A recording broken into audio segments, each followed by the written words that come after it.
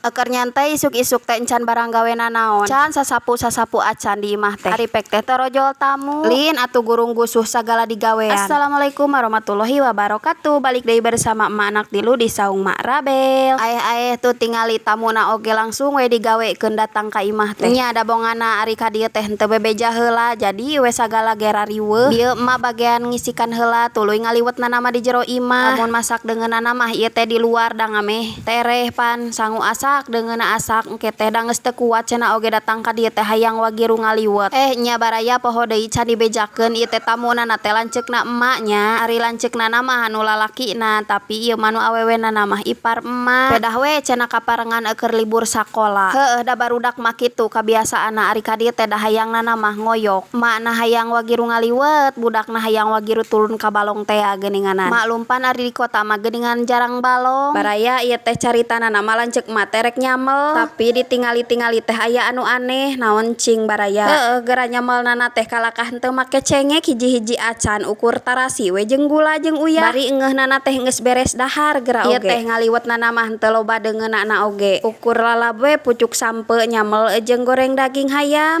Tapi ngan kitu geuninganan ongkoh nyamel tapi da lain samel da teu dicengekan hiji-hiji acan. Aya eta oge gorengan peda mah ngan hoream cenah geus we. Loba-loba teuing cenah oge bariekeun. Pangpangnana mah cenah geus lapar teu kuat. Nya seug atuh kumadinya sok wagirukeun. Tuh tingali buru-buru we ieu teh ngarariung di dieu. Komo tah si Sujanang mah ti tadi ge geus teu kuateun hayuh we disanghareupan. Hayu baraya sakieu we heula nya emak erek jongjon tuang heula.